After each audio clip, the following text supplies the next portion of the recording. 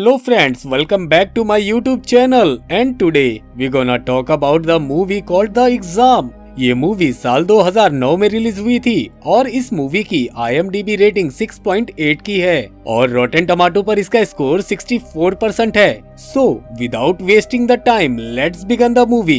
दोस्तों, मूवी की शुरुआत एक बहुत ही खास दिन से होती है क्योंकि उस दिन कुछ लोगों का एक बहुत ही बड़ी कंपनी में एक बहुत ही बड़ी पोस्ट के लिए इंटरव्यू होता है और इसके लिए टोटल 8 लोगों को चुना गया था और वो लोग काफी एक्साइटेड थे और उधर पहुंच जाने के बाद सबको एग्जामिनेशन हॉल में ले जाया जाता है जिसमें 8 सीट थी और हर सीट पर एक क्वेश्चन पेपर पड़ा हुआ था जिस पर उनका कैंडिडेट नंबर लिखा हुआ था और उस हॉल के दरवाजे पर एक गार्ड भी खड़ा था और फिर एक आदमी आता है जो कि इमिजिलेटर होता है। वो कहता है कि यहाँ तक सिर्फ तुम 8 लोगों को चुना गया है जो कि बहुत ही मुश्किल टास्क था, इसीलिए तुम मेरी बात को ध्यान से सुनना और वैसा ही करना। वो कहता है कि आपसे एक ही सवाल पूछा जाएगा जिसके आपको 80 मिनट मिलेंगे और इसके 3 रूल्स भी होंगे। पहला तो ये कि आप में से कोई भी मुझसे या गार्ड से बात नहीं कर सकता। दूसरा ये कि आपने अपने पेपर या एग्जाम शीट को खराब कर दिया तो भी आपको सिलेक्ट नहीं किया जाएगा। और तीसरा ये कि अगर आपने एक भी कदम इस रूम से बाहर निकाला तो भी आपको सिलेक्ट नहीं किया जाएगा। फिर वो उन सबसे पूछता है, सो एनी क्वेश्चन, और सबके सब खामोश रहते हैं। ये कहने के बाद वो वहाँ से बाहर चला जाता है और जब सबकी नजर अपने क्वेश्चन पेपर पर पड़ती है तो वो तो खाली होता है, उस पर कुछ भी नहीं लिखा होता। अब उनको कुछ भी समझ में नहीं आता। इसी दौरान एक लड़की लिखती है कि मुझे यकीन है मैं इस जॉब को डिजर्व करती हूँ, लेकिन गार्ड उसके पास आता है और उसे धक्के देकर बाहर निकाल देता है क्योंकि उसने अपना क्वेश्चन पेपर खराब कर दिया था। वो सबके सब काफी परेशान हो जाते हैं। तभी उनमें से एक लड़का कहता है कि अगर हम गार्ड और इमिजिलेटर से बात नहीं कर सकते तो हम एक दूसरे से तो बात कर ही सकते हैं, और एक दूसरे से बात करने पर उन्हें कोई बाहर नहीं निकालता तो वो थोड़ा रिलैक्स हो जाते हैं और वो समझ जाते हैं कि इस इंटरव्यू में उन्हें जवाब नहीं बल्कि सवाल ढूंढना है। उनमें से एक आदमी अपना नाम बताने ही वाला होता है, तभी दूसरा आदमी कहता है कि हमारे क्वेश्चन पेपर पर हमारा नाम नहीं लिखा बल्कि कैंडिडेट नंबर लिखा है, तो हो सकता है कि नाम ना लेना भी इस एग्जाम का एक हिस्सा हो। फिर वो सभी एक दूसरे के निकनेम रखते हैं और उनमें एक हबशी होता है तो उसे ब्लैक का नाम दिया जाता है, दूसरा गोरा होता है तो उसे व्हाइट का, और एक लड़की के बाल ब्राउन होते हैं तो उसे ब्राउन का नाम दे दिया जाता है। वहाँ पर 2 लड़कियाँ और 2 लड़के और भी मौजूद होते हैं जिनमें से एक लड़का तो बहुत ही चुपचाप बैठा होता है और ऐसा लग रहा था जैसे उन्हें इन सब में कुछ इंटरेस्ट ही ना हो। उसके बाद वो सब कहते हैं कि इमेजिलेटर ने तो हमें अपनी सीट से खड़े होने से भी नहीं मना किया, और वो सबके सब खड़े हो जाते हैं। तब गार्ड उन्हें कुछ नहीं कहता। वहाँ पर खड़ी एक लड़की कहती है कि हो सकता है इस पेपर पर लिखा हुआ क्वेश्चन इनविजिबल हो, तो व्हाइट फौरन से उसे लाइट के आगे करता है लेकिन तब भी उसे कुछ नजर नहीं आता। तभी वहाँ पर ब्राउन बालों वाली लड़की कहती है कि हो सकता है पेंसिल शेडिंग से हमें हिडन क्वेश्चन नजर आ जाएं, यानी कि अगर सवाल छुपा हुआ होगा तो पेंसिल का शेड करने से वो नजर आ जाएगा। तो व्हाइट कहता है कि तुम क्यों नहीं ट्राई करती। अभी वो ट्राई करने ही वाली होती है तभी ब्लैक उसे आवाज देता है कि रुक जाओ, क्या तुम्हें याद नहीं कि उसने क्या कहा था कि तुमने अगर अपना पेपर खराब किया तो तुम्हें निकाल दिया जाएगा। वहाँ दूसरी लड़की कहती है कि क्या पता एक दूसरे के क्वेश्चन एक दूसरे की शीट पर हो और फिर हमें उनका जवाब देना हो। तभी ब्लैक कहता है कि ये भी हो सकता है कि हम सबको एक ही क्वेश्चन का आंसर देना हो और वो किसी एक के पेपर पर हो। और ये सुनते ही व्हाइट उठता है और सबके क्वेश्चन पेपर लेकर लाइट में चेक करने लगता है। वो लड़का जो अभी तक चुपचाप बैठा हुआ था उसने अभी तक अपना क्वेश्चन पेपर चेक नहीं करवाया था। व्हाइट उसके पास जाता है और उसका पेपर लेकर चेक करने लगता है, मगर उसके क्वेश्चन पेपर पर भी कुछ भी नहीं लिखा था। फिर वो सब कहते हैं कि कोई तो ऐसा तरीका होगा जिससे हम ये क्वेश्चन ढूंढ सकें। तभी ब्लैक कहता है कि हो सकता है ये उस चीज से लिखा गया हो जो कि आम लाइट में नजर ना आता हो। तभी ब्राउन देखती है कि दीवारों में से एक जगह से ब्लू कलर की लाइट दिख रही थी। वो ये सोचते हैं कि हम इस लाइट को इस पेपर पर डालकर रीड करने की कोशिश करेंगे, लेकिन उनको उस लाइट को ऑन करने का और बाकी लाइट को ऑफ करने का बटन ही नहीं मिलता। तभी ब्लैक कहता है कि हो सकता है ये इमरजेंसी लाइट हो और इसके लिए हमारी बिजली की लाइट ऑफ होगी तो ये इमरजेंसी लाइट ऑन हो जाएगी, तो उसके लिए हमें उन तमाम लाइट्स को क्रश करना पड़ेगा। लेकिन इस पर भी कुछ लोगों को एतराज होता है। वो कहते हैं कि अगर फर्ज करो वो ब्लू लाइट ना जली तो क्या तुम ये लाइट को भी ब्लास्ट करने के बाद अंधेरे में रहने का रिस्क लोगे। और इस पर वो लोग वोटिंग करते हैं चार लोग कहते हैं हाँ हम रिस्क लेने के लिए तैयार हैं, और उसके बाद वो तमाम लाइट्स को डिस्ट्रॉय कर देते हैं और उसके साथ ही ब्लू लाइट पूरे कमरे में फैल जाती है। और फिर वो सब एक एक करके अपना क्वेश्चन पेपर उस ब्लू लाइट में देखने लगते हैं, लेकिन फिर भी उन्हें कुछ नजर नहीं आता।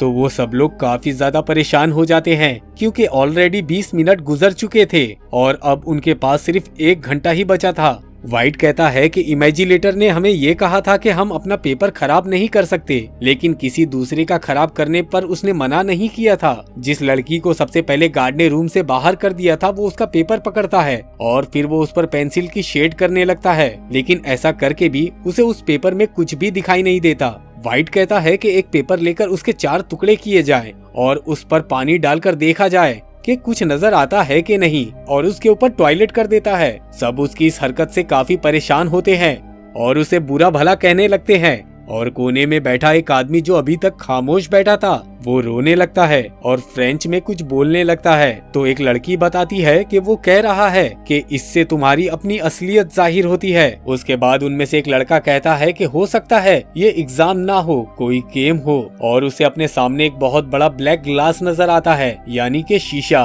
वो कहता है कि इमेजिलेटर और बाकी के लोग ये तमाशा देखकर हमारा मजाक उड़ा रहे होंगे। तो उनमें से एक लड़की कहती है कि नहीं, ये कंपनी ऐसी नहीं है, इसका चीफ एग्जीक्यूटिव ऑफिसर हर एक चीज पर नजर रखने वाला है, और अगर उस ब्लैक ग्लास के पीछे कोई होगा भी तो वो इस कंपनी का चीफ एग्जीक्यूटिव ऑफिसर ही होगा, यानी कि CEO। तुम परेशान मत हो क्योंकि वो ऐसा मजाक उड़ाने वाला काम हरगिज नहीं करेगा। यहाँ पर हमें पता चलता है कि ये सब लोग इस कंपनी में इंटरव्यू तो देने आए थे, लेकिन किसी को इस कंपनी का नाम ही नहीं पता था। दरअसल ये वो कंपनी थी जो किसी बीमारी के लिए मेडिसिन बना रही थी, ऐसी बीमारी जिसमें इंसान को हर घंटे के बाद मेडिसिन लेनी पड़ती हो, जिससे उसकी बीमारी स्लो डाउन हो जाती है। लेकिन वो लड़का कहता है कि इस कंपनी को काफी नुकसान हुआ था और उसी के बाद इस कंपनी ने हायरिंग बंद कर दी थी। लेकिन लड़की कहती है कि नहीं, ये बस दुनिया को दिखाने के लिए है, हो सकता है उन लोगों ने इस बीमारी की मेडिसिन ढूंढ ली हो।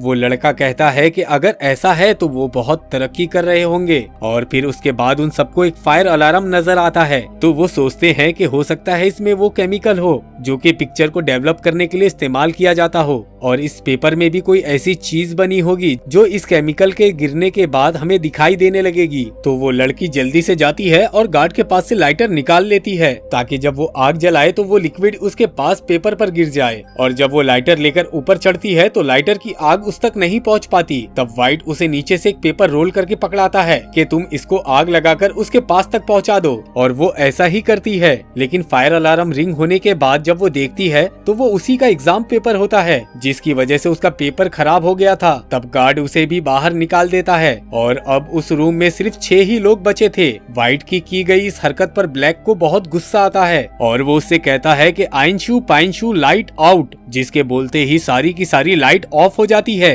ब्राउन उससे गुस्से में कहती है कि ये तुमने क्या कर डाला। पास खड़ा लड़का कहता है कि अब उसने कहा लाइट ऑफ तो लाइट ऑफ हो गई, अब मैं कहूँगा लाइट अप तो सब लाइट ऑन हो जाएगी। फौरन ही से लाइट ऑन हो जाती है। फिर उन सबको पता चलता है कि ये सब वॉइस कंट्रोल से चलती थी, और वहाँ पर जो आदमी खामोश बैठा हुआ था उसको उन सब की बातें सुनकर काफी गुस्सा आने लगता है और वो रोना शुरू हो जाता है। तो व्हाइट उसके पास जाता है और कहता है कि तुम अपना पेपर फाड़ क्यों नहीं देते, और वो आदमी इमोशनल होकर अपना पेपर फाड़ भी देता है, और पेपर के फाड़ते ही गार्ड उस खामोश बैठे आदमी को भी बाहर निकाल देता है और जाते जाते उसकी ग्लासेस नीचे गिरकर टूट जाती है। ब्लैक को व्हाइट पर बहुत ज्यादा गुस्सा आता है और वो उसे जोरदार पंच मार देता है, जिसके बाद वो बेहोश होकर गिर जाता है और फिर ब्लैक उसे उठाकर एक चेयर के साथ बांध देता है। कुछ देर के बाद जब उसे होश आता है तो वो कुछ बोलने की कोशिश कर रहा होता है, लेकिन ब्लैक उसके मुंह से पट्टी नहीं हटाता, और इसी दौरान एक लड़की उसके मुंह से पट्टी उतार देती है। तो वो कहता है कि प्लीज मुझे मेरी मेडिसिन दे दो। फिर हमें यहाँ पर पता चलता है कि व्हाइट को भी वही बीमारी थी जिसकी दवा ये कंपनी बना रही थी, और उसे हर घंटे ये मेडिसिन लेनी पड़ती थी। और वो कहता है कि मुझे इस क्वेश्चन का पता चल चुका है, मुझे ये मेडिसिन खिला दो तो मैं तुम लोगों को भी बता दूंगा। लेकिन जब उसकी पॉकेट चेक की जाती है तो उसे कुछ भी नहीं मिलता, और इसी दौरान वो दोबारा से बेहोश हो जाता है। और इसी दौरान वहाँ पर एक लड़के को एक लड़की पर शक होने लगता है जिसने व्हाइट की पट्टी खोली थी। उसे लग रहा था कि ये इसी कंपनी में काम करती है। वो कहता है कि मैं जान चुका हूँ तुम हम पर नजर रखने के लिए यहाँ पर मौजूद हो और तुम यहाँ पर हमारी अटेंशन डाइवर्ट करने के लिए हो ताकि हमारा ध्यान कहीं और ला सको। मुझे बताओ कि क्वेश्चन क्या है। वो कहती है कि नहीं, मैं यहाँ पर सिर्फ HR हूँ और मैंने आज तक इस कंपनी के CEO को नहीं देखा है और यकीन करो मैं ये भी नहीं जानती कि क्वेश्चन क्या है। इसी के साथ हम देखते हैं कि व्हाइट की बॉडी कांपने लगती है तो ब्राउन सबसे कहती है कि ये एक्टिंग कर रहा है तो ब्लैक उसे कहता है कि नहीं, ये एक्टिंग नहीं कर रहा, इसको भी वही बीमारी है जो मेरी बीवी को थी। तो ब्राउन कहती है कि क्या वाकई इसके पास वो मेडिसिन थी और अब इसके पास नहीं है, तो इसका यही मतलब हो सकता है कि वो हम में से ही किसी एक के पास हो और अब हमें एक दूसरे को चेक करना चाहिए। और यहाँ पर उन लोगों के पास सिर्फ 15 ही मिनट रह गए थे। वो लोग एक दूसरे की तलाशी लेना शुरू कर देते हैं लेकिन किसी को भी वो मेडिसिन नहीं मिलती। तो एक लड़की उस लड़के के पास जाती है जिसने उसे कहा था कि मुझे तुम पर शक है। तो वो उससे पूछती है कि तुमने अपनी बबल खाकर कहाँ रखी है और फिर जब वो देखती है तो उसकी बबल में वही पिल होती है और वो जाकर उस पिल को व्हाइट को खिलाने ही वाली होती है। तभी वो लड़का जोर से उसके हाथ पर मार देता है जिसकी वजह से वो पिल वापस जाकर ट्रैप्स में गिर जाती है जिसके अंदर किसी का हाथ नहीं जा रहा था। तो वो लड़की कैमरे में जाकर कहती है कि इमेजिलेटर, क्या तुम्हें दिख नहीं रहा कि ये मर रहा है। तो गार्ड उसे आकर बाहर निकाल देता है क्योंकि उसने रूल को तोड़ा था। उसके बाद ब्राउन अपनी हेयर की पिन से वो पिल बाहर निकाल लेती है और व्हाइट को खिला देती है। अब यहाँ पर सिर्फ यही 4 लोग बचे थे तो सब व्हाइट से पूछते हैं कि अब हमने तुम्हें तुम्हारी पिल खिला दी तो तुम भी हमें हमारा क्वेश्चन बता दो। तो वो कहता है कि इस क्वेश्चन में ही इसका आंसर छुपा है और जो यहाँ पर सबसे आखिर में बचेगा वही इस क्वेश्चन का आंसर होगा। और ये कहते ही वो गार्ड के पास भागता है क्योंकि उसके पास गन थी, लेकिन इससे पहले ब्लैक फौरन से जाकर वो गन ले लेता है और व्हाइट पर गन पॉइंट कर देता है। व्हाइट उससे कहता है कि अच्छा, क्या तुम मुझ पर गन चलाना चाहते हो तो चलो चलाओ। ब्लैक जैसे ही उस पर शूट करता है तो गन नहीं चलती। व्हाइट फौरन से उससे गन ले लेता है और जब वो शूट करता है तो उससे भी गन नहीं चलती। फिर उन्हें पता चलता है कि गन पर तो फिंगरप्रिंट गार्ड का ही लगा हुआ था। तो वो गार्ड के पास आते हैं और उस गन को एक्टिवेट कर देते हैं, लेकिन व्हाइट गन उस लड़के पर पॉइंट करता है जो ब्लैक और उसके अलावा बच चुका था और वो डरकर उस कमरे से बाहर चला जाता है। और अब सिर्फ 3 लोग ही बचे थे, ब्राउन, ब्लैक और व्हाइट। उसके साथ ही वो ब्लैक से कहता है कि अब तुम्हारी बारी है कमरे से बाहर जाने की। तो ब्लैक कहता है कि मैं क्यों जाऊंगा। तो ब्राउन कहती है कि ठीक है, मैं चली जाती हूँ। और उसी के साथ वो जैसे ही डोर के पास पहुँचती है वो बोलती है लाइट आउट और इसी के साथ सभी लाइट ऑफ हो जाती है और ब्राउन वहीं पर छुप जाती है और व्हाइट बिना देखे ही इधर उधर शूट करने लगता है। और जब वो कहता है कि लाइट ऑन तो वो देखता है कि ब्लैक गिरा पड़ा है और उसकी चेस्ट पर एक फायरिंग का निशान था और उसकी आंखें भी बंद हो चुकी थी। और जब वो देखता है तो ब्राउन का पाँव अभी भी उस कमरे के अंदर होता है और वो खुद सारी की सारी बाहर होती है। तब वो सोचता है कि मैंने ब्राउन को भी बाहर निकाल दिया और मैं ही इस कमरे के अंदर अकेला बचा हूँ। तो वो कैमरे में जाता है और कहता है कि देखो, तुम्हें तुम्हारा जवाब मिल गया, मैं अब इस कमरे के अंदर अकेला बचा हूँ और मैं अब इस जॉब को जीत चुका हूँ। तभी गार्ड उसके पास आता है और अपनी घड़ी में टाइम दिखाता है और कहता है कि देखो, अभी भी कुछ सेकंड्स बचे हुए हैं। और वो इसीलिए क्योंकि इस कमरे में यानी कि एग्जामिनेशन हॉल में वो खामोश आदमी जब बैठा हुआ था तो उस दौरान उसने घड़ी का टाइम कुछ सेकंड्स के लिए आगे कर दिया था और व्हाइट को लगता है कि शायद टाइम खत्म हो गया है, इसीलिए उसने गार्ड से बात कर ली थी। जिसके बाद गार्ड उसे भी बाहर निकाल देता है और उसके बाद वहाँ पर सिर्फ ब्राउन बचती है। उस चुपचाप बैठे हुए आदमी को जब बाहर निकाला गया था तो उसके ग्लासेस नीचे गिरकर टूट गए थे। तो ब्राउन जाती है और उस ग्लासेस को उठाकर अपना क्वेश्चन पेपर देखने लगती है तो उसे क्वेश्चन नंबर 1 लिखा हुआ नजर आ जाता है, लेकिन उसके साथ और कुछ नहीं लिखा हुआ था। और इसी के साथ एक्सीडेंट टाइम भी पूरा हो जाता है। तो इमेजिलेटर और वो आदमी वहाँ पर आते हैं जो खामोश बैठा हुआ था। ब्राउन को समझ में आ जाता है कि यही इस कंपनी का CEO था और हमारे साथ बैठकर हमें चेक कर रहा था। ब्राउन उनके पास जाती है और उनसे कहती है कि नो, दरअसल क्वेश्चन वो था जो स्टार्टिंग में इमेजिलेटर ने उनसे पूछा था, do you have any question. तो इस पर ब्राउन ने कहा था नो, लेकिन उसके बाद वो उनसे कहती है कि सॉरी, मैं आपकी इस जॉब को एक्सेप्ट नहीं कर सकती। और रीजन पूछने पर वो बताती है कि मैं ऐसी कंपनी में काम नहीं करना चाहती जो दूसरों की जान लेती है। तभी इमेजिलेटर ब्लैक के पास जाता है और ब्राउन से कहता है कि देखो, ये अभी तक जिंदा है। दरअसल ये गोली किसी को मारने के लिए हरगिज नहीं बनाई गई। इसके अंदर ऐसा कैप्सूल है जो बॉडी में जाते ही जख्म को फौरन से ठीक कर देता है। न सिर्फ ये उस बीमारी को ठीक करेगा बल्कि उसके साथ साथ जिस्म में मौजूद बहुत सारी बीमारियों को भी ठीक कर देगा, जिसको बनाने में पूरी दुनिया लगी हुई है और हम इसे बना चुके हैं और इसी के लिए तुम्हें हायर किया जा रहा है। जिसको सुनकर ब्राउन काफी खुश हो जाती है और इस जॉब को एक्सेप्ट कर लेती है और इसी के साथ ये मूवी यहीं पर खत्म हो जाती है। अगर आपको हमारा ये वीडियो पसंद आए तो वीडियो को लाइक, चैनल को सब्सक्राइब और हाँ, बेल आइकॉन के बटन को दबाना ना भूलें।